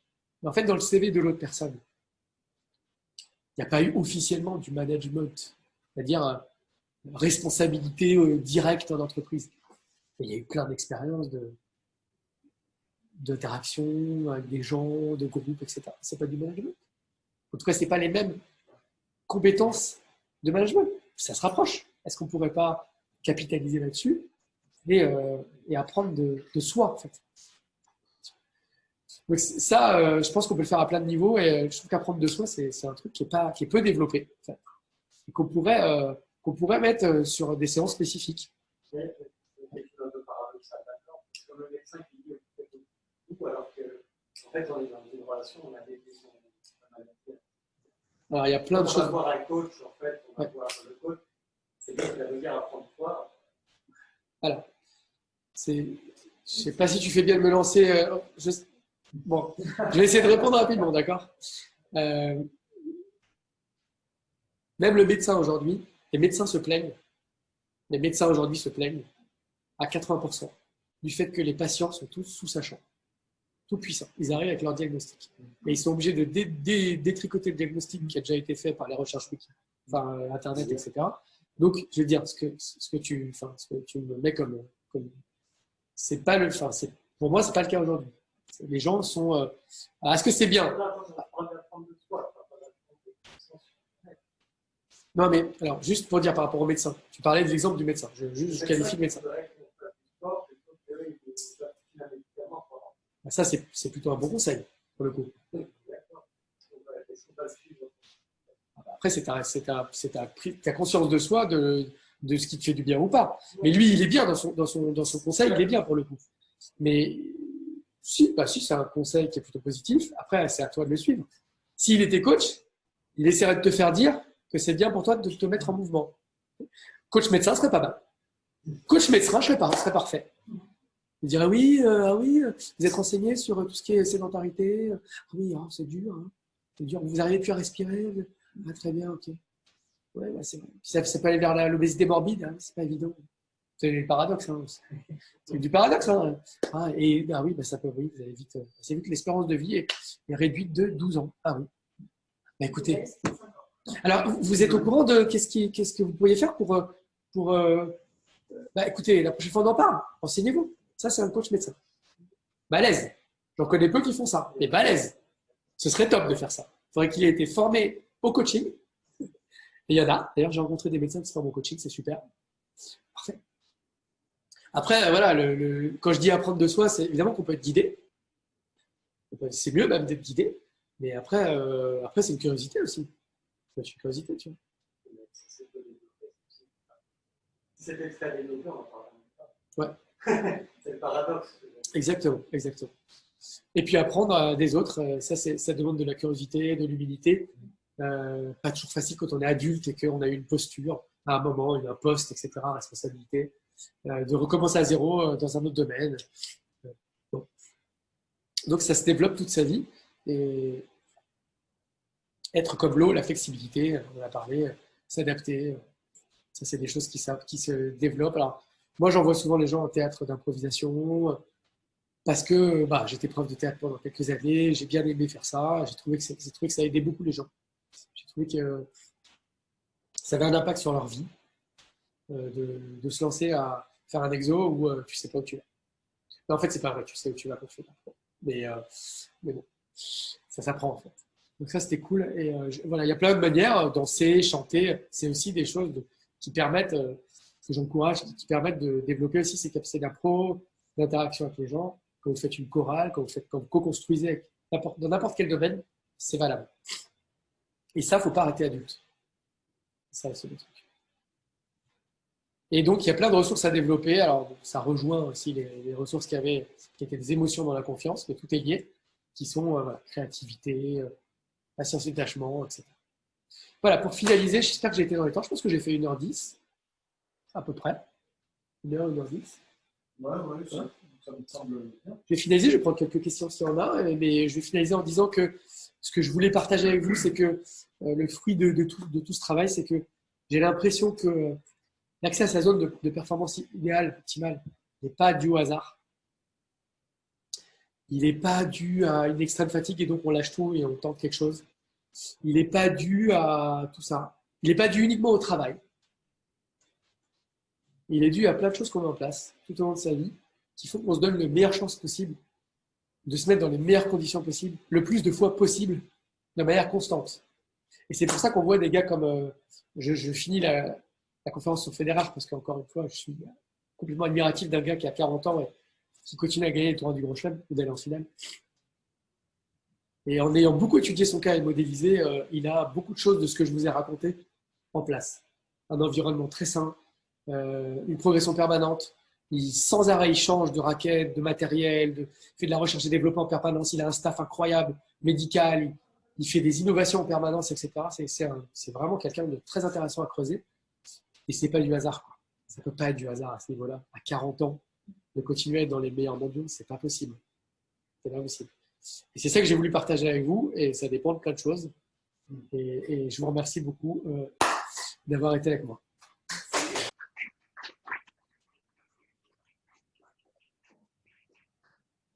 Pour donner la parole à ceux qui sont à distance. Bien sûr, je vais leur donner la parole. Je lève la main. Attends. Michel, je vois que… Attends, activer. C'est elle qui doit activer. Tu peux lui dire. Michel Défaut, je pense qu'elle doit activer son… Moi, j'arrive pas à activer. J'ai mal avec le PC. Tu voudrais que j'active quoi? Mais c'est simple, déjà, on va peut-être… Michel, elle lève la main, mais je n'arrive pas à lui donner la main. Ok. Où elle est, Michel? Là. Activer. Ah. Ça y est, alors tu peux peut-être libérer tout le monde là. Si les gens veulent s'en aller. Je fais activer. Allez, on entend très bien, Michel.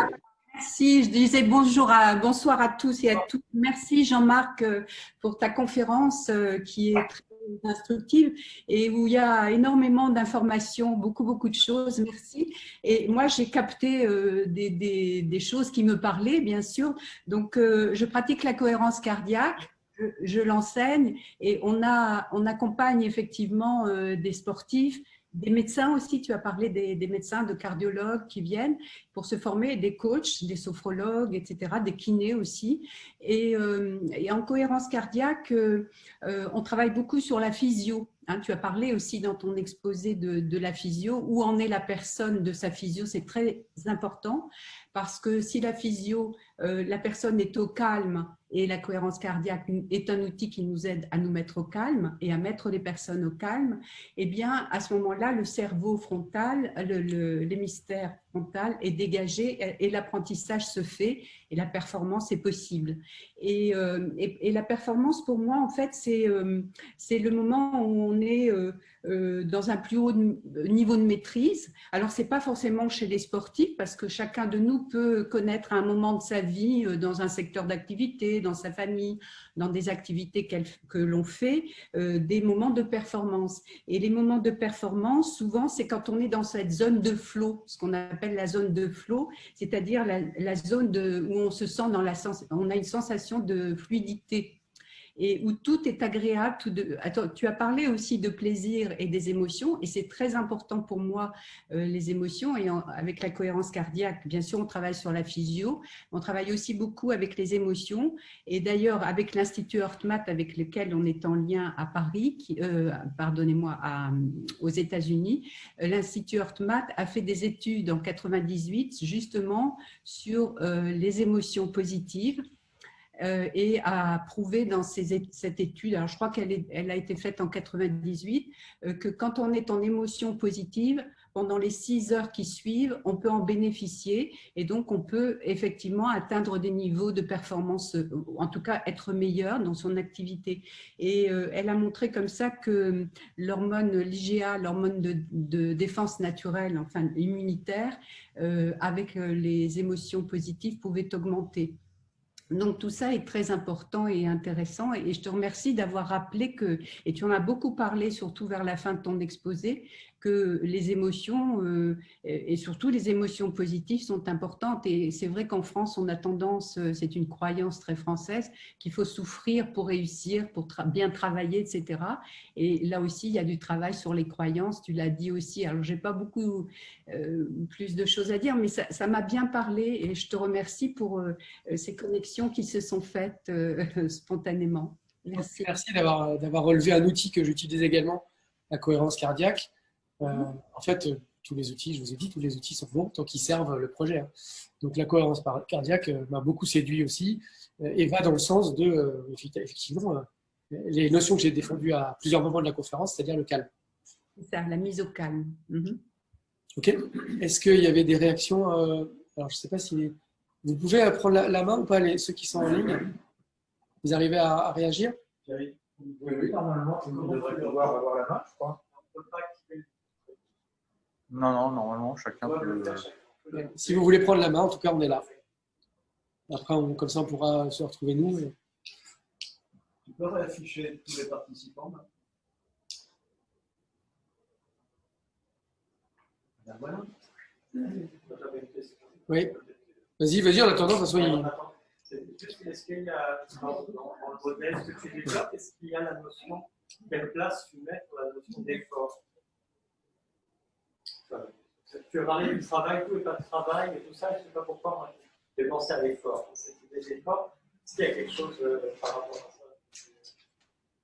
Alors, l'effort, il serait au moment où, à la définition d'objectifs, sur l'écart, en fait, les écarts, tu vois, sur les mini-objectifs. Si moi je serais sensible, à ce moment-là, quand tu définis un trop gros objectif avec trop d'amplitude, en général la motivation s'en ressent et la presta ne suit pas. Et donc il faut que l'effort soit raisonnable. Je pense qu'il faut que pour la progression soit permanente, il faut que l'effort soit raisonnable. Et c'est ça à quoi moi, dans ma grille d'observation, quand je regarde, même dans les entreprises, quand je fais des objectifs et que je vois que ça commence à partir, il y a trop d'efforts. Et trop d'efforts arrête le processus total. C'est-à-dire qu'on sort carrément de la performance. Donc ça, c'est quelque chose que j'observe en fait. Après, pas d'effort, c'est la cata aussi, encore une fois. Mais c'est pour ça que je dis c'est toujours les extrêmes. Mais vraiment, ce que j'aime bien moi voir, c'est comment tu crantes. Chaque mini-objectif, comment tu le crantes, comment tu le mesures, n'importe quoi, n'importe quelle tâche. Et en fait, comme c'est pénible à faire, c'est pas pénible. Comme c'est une hygiène à faire, une hygiène à apprendre, un truc à apprendre, c'est juste qu'il faut apprendre à le faire tout le temps pour tout. Comment tu sais que Là, Identifier comment. ouais. Comment tu sais que. Comment je sais que là, je suis dans Ouais. ma performance. C'est facile avec les. Ce que j'ai mis en œuvre avant pour arriver à la Ouais, tu vois, les temps de passage pour les enfants, on le sait. Quand on s'intéresse un peu à la psychologie de l'enfant, on sait les temps de passage. Donc, on a des références, même s'il ne faut pas. On a plus ou moins des références. Donc, on peut voir. Mais quand tu es un adulte et que tu as une tâche particulière, spécifique, etc., comment tu peux cranter? C'est pas si évident que ça, en fait. Tu dois apprendre à maîtriser un nouveau logiciel.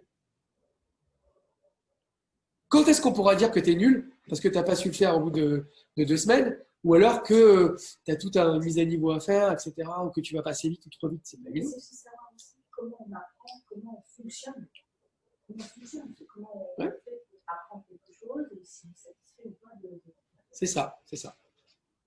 Tu as réussi à. Est-ce qu'il y a des questions pour finir ou parce que sinon à ce moment-là on. Je ne sais pas. Je voulais juste demander aux participants. Ouais. Là, je vois Fabienne, Norbert, Ouais. Thierry, Cathy, Jean-Marie. Est-ce que vous avez un commentaire à faire ou ça quelque va. chose à dire ou une question? Vous pouvez agiter des petits machins. Norbert. Voilà Norbert. Norbert est quand même un ex-champion de France, il faut le dire. En plus. Donc, je te fais ta pub, Norbert. Je le laisse exprimer. Laissez-le parler. Non, mais j'ai trouvé ton intervention très intéressante parce qu'elle embrasse, c'est très dense, la préparation à la compétition, à la préparation mentale à la compétition de haut niveau. Tous ces aspects, évidemment, la présentation était très complète et très exhaustive quasiment. Après, c'est une adaptation évidemment à la personne qu'on a en face de soi. Et c'est toujours une problématique singulière, personnelle. Et j'ai bien aimé aussi les illustrations avec Federer et d'autres. Mais les problématiques des sportifs de haut niveau, souvent, sont quasiment semblables aux problématiques de n'importe quelle personne dès lors qu'on a une pression, dès lors qu'on a un enjeu et une performance personnelle dans laquelle on est impliqué. Pour juste la notion, j'ai bien aimé la notion la question sur l'effort. Moi, j'accompagnais là récemment des marathoniens et des coureurs de longue distance qui, eux, ont un rapport à l'effort, moi, que je ne connaissais pas aussi intense. C'est que pour eux, ils intègrent l'effort, voire même la douleur, donc la souffrance, comme étant un paramètre de leur comment dirais-je, c'est comme un repère important. Par exemple, un marathonien, il sait très bien qu'à un moment donné, il y a le fameux le mur des… Voilà, les 30 km, voire 31, 32 en fonction des coureurs. Mais ils savent très bien qu'à un moment donné, ça va devenir très difficile. C'est-à-dire qu'ils ont même une sensation de brûlure, de presque peut-être, comment dirais-je, tétanisé. Et pourtant, ils luttent contre cet effort-là. Et là, il y a vraiment une dimension mentale qui intervient à ce moment-là. Je pense que tu as complètement raison. Et par contre, le mot lutter, je pense qu'ils font alliance avec la notion de… Parce que c'est… Tu vois, s'ils luttent, c'est pas… Enfin, en tout cas, s'ils se disent qu'ils luttent, ça va pas aller pour eux. Mais oui, tu as raison. C'est un rapport différent pour les triathlètes ou alors les athlètes ultra-rail, etc. Tu as raison, c'est une notion un peu particulière pour eux. Après… c'est intéressant, je trouve, de les accompagner pour justement leur curseur à eux, il est différent. Voilà. Et en fait, c'est comment ils font avec ça. Et à un moment donné, c'est pas tant de faire abstraction, mais c'est d'intégrer cette notion-là, cette difficulté, qui pourrait être perçue pour quelqu'un qui n'est pas expérimenté comme une difficulté, mais eux, ils l'intègrent comme un paramètre incontournable de leur discipline. Carrément. C'est comme les gars du RAID ou oui. Le contexte à eux est coloré différemment pour eux. Et d'ailleurs, c'est quand ils font la formation aux forces spéciales, ils sensibilisent dans le mot médical, ils désensibilisent les candidats à la douleur, à plein de choses, pour qu'ils puissent se sensibiliser, avoir un rapport différent à ça. C'est un peu pareil, comment on pourrait dire, ils apprivoisent la douleur, leur corps, etc. Donc là, c'est des trucs extrêmes. Là, Et après, ils ont une salle de survie, ils sont plus leur corps, il y a un cap. Ouais, après, il faut se méfier parce qu'après, certains poussent les limites un peu trop et ils reviennent jamais, quoi. faut se méfier. Sur les sports extrêmes, il y a beaucoup d'accidents, il y a quand même beaucoup de gens qui finissent voilà, pas bien. Donc, cette notion, en fait, que je trouve aussi d'équilibre et de savoir connaître ses limites pour éventuellement peut-être tenter de les dépasser, mais c'est pas tant de les dépasser, c'est ses propres limites personnelles, c'est-à-dire de se mettre en danger, quoique il y a certains sports où il y a une notion de danger. C'est pour ça que c'est très intéressant parce que le sport, c'est pas le sport, c'est des sports. En fait. Il y a autant de disciplines, autant d'états d'esprit, autant de problématiques qu'il y a de sport. Après, la notion d'effort, enfin, là j'ai l'impression que tous les deux vous parlez de ça, faut faire gaffe, quoi, parce que alors que c'est vrai que c'est pas moi qui ai choisi le livre La force mentale, l'intitulé, c'est pas moi qui l'ai choisi. Hein. Moi, j'étais pas du tout pour ça. C'est l'éditeur qui a dit on fait ça. Moi, j'étais pas pour ça. Pourquoi? Parce que je savais déjà que attention, quoi, on n'est pas des Superman, déjà, 1, 2, les athlètes ne doivent pas se prendre pour des Superman, et 3, même en entreprise, il y a toujours cette notion de gestion de l'énergie et de burn-out qui est présente. Et quand tu sais qu'il y a 60% des sportifs qui sont en dépression, quand tu connais vraiment les statistiques, hein, avec les psychologues du sport, bah, tu calmes le jeu et tu arrêtes de les sublimer. Il faut arrêter de fantasmer le truc. Et en entreprise, c'est pareil, fais plus, dépasse tes limites. Encore tout à l'heure, j'ai corrigé un mail de quelqu'un qui me disait corrige machin truc. Dépasser les limites, j'ai pas mis dépasser les limites. J'ai mis connaître ses limites et gérer, quoi. Mais il faut arrêter de vouloir toujours dépasser ses limites parce qu'après derrière, tu te retrouves avec des effets irrémédiables. Donc même les sportifs de très haut niveau, il faut relativiser le truc. On ne sait pas comment ils sont émotionnellement, on ne sait pas comment ils sont physiquement derrière. Faut faire... Même eux, je leur dis des fois qu'il faut faire attention quand même, quoi, tranquille. Parce que j'en connais quand même pas mal qui marchent comme ça. Hein. À 35 ans. Le sport de haut niveau, c'est quelque chose qui est assez délétère. Hein. Voilà. Le frottement excessif des articulations. Bon. Donc voilà, c'est super. Merci d'avoir posé cette question-là parce que ça permet de mettre des limites, en fait, de circonscrire les efforts. Ouais. Quelqu'un d'autre dans les peut-être à distance et après Non, mais je vais prendre après. Non, c'est bon. Fabienne, c'est bon. Fabienne, il faut que tu enlèves. Ouais. Voilà. Non, alors je voulais déjà remercier mes amis membres du bureau pour l'organisation parce que c'est juste top. Malheureusement, je n'ai pas été attentive sur tout le contenu de ta formation, de ta présentation. Donc, je vais écouter. Non, c'est ma faute parce que j'avais des interférences et des choses à un client, machin. Elle est enregistrée. Elle est enregistrée, donc je vais vraiment faire attention. Je vais la revoir. Parce que aussi, je suis praticienne en cohérence cardiaque comme toi, Michel, et comme Harley, bien sûr, mon cher Harley. Donc, ça m'intéresse d'autant plus. Et juste, il y a un truc qui m'a interpellée sur ce que tu viens de dire sur le titre de ton livre. Parce qu'en ce moment, il y a une polémique sur les livres en développement personnel avec Madame Julia de Funès, qui justement critique tous ces livres avec des titres accrocheurs. Mais en fait, c'est vraiment intéressant d'entendre que finalement, tu ne choisis pas le titre de ton livre. Moi, j'ai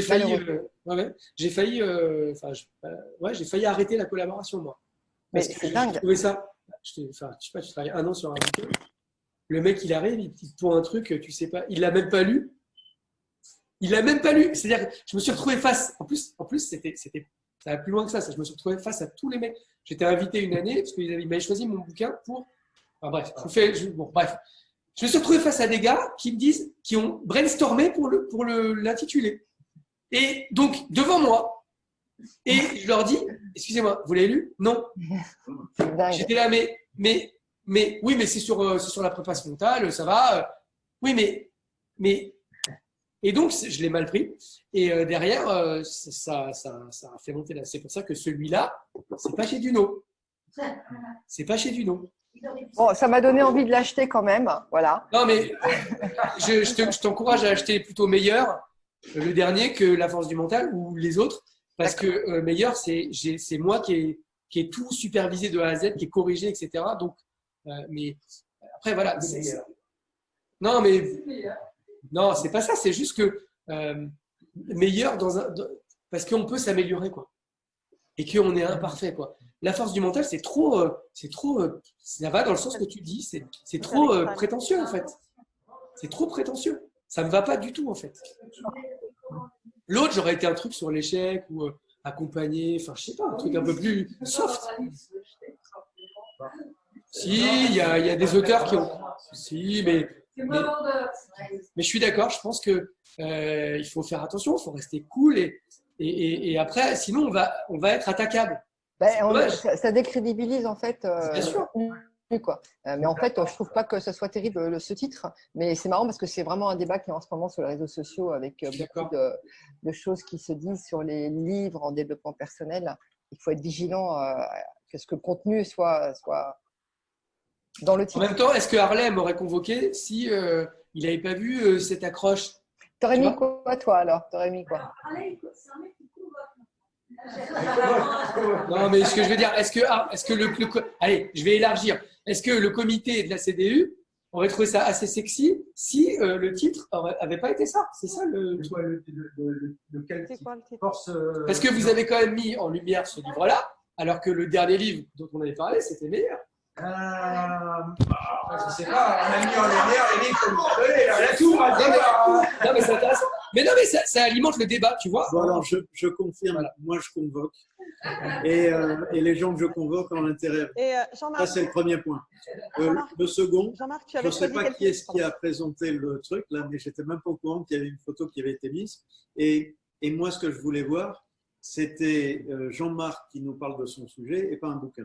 Et moi, ça m'a donné aussi envie d'acheter le dernier. Super. Et de le lire. Et certainement pas les autres avec des titres à la con qui ont fait par des éditeurs qui nous les brisent. J'aurais des préparations mentales.